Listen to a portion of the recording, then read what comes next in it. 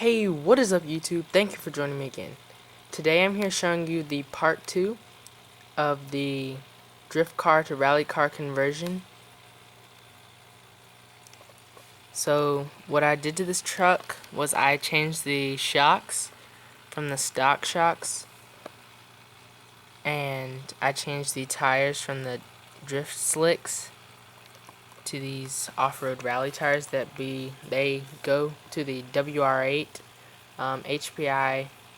Their WR8 rally car, but I just repurposed them and made them in my rally car conversion. So if we look at this car, one thing you might notice is that the wheelbase isn't very wide. This car is very thin, so if you look at it compared to my hand, it's not that wide of a car. And if you look at it compared to a 1/18 scale like my Helion Animus,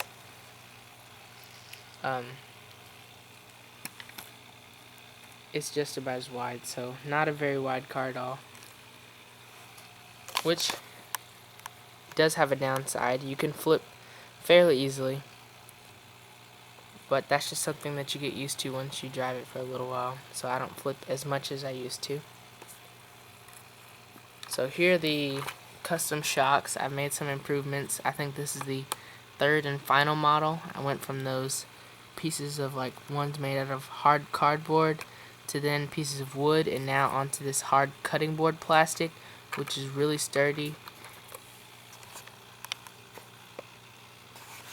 I put the HPI Firebolt 15-turn motor in it, and it has the Speed Pack 1800 milliamp hour dynamite 6L nickel metal battery. I shaved down the bumpers on the sides because they were having rubbing with the wheels. So, like I said, these tires are from the WR8 by HPI. So you can see that's their tread pattern. Looks pretty cool. These shocks that I got, they're just some cheap eBay shocks. They're not oil filled. They're just springs, but they do have metal shafts, so that's pretty good. And you can, and it's an aluminum threaded body shock, but no oil, like I said. But it works for the purpose of what I'm using it for. This car has bounce back, so yep, it works for all I needed to do. It takes some pretty good jumps without bottoming out every time.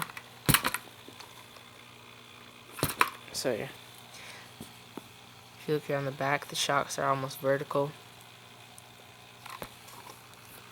But one problem that I faced was that the shocks, so these shocks are significantly longer than this. I'd say they would go down and be like touching the ground, so they'd be about this tall in difference.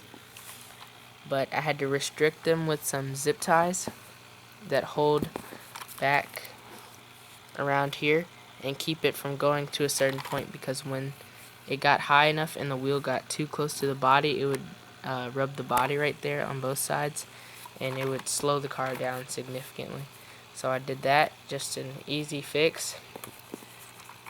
And one more thing on the motor, the 15-turn motor, the motor mount right here is very flimsy. It's held together by these two screws and this little small plastic thing, and that ended up breaking on me.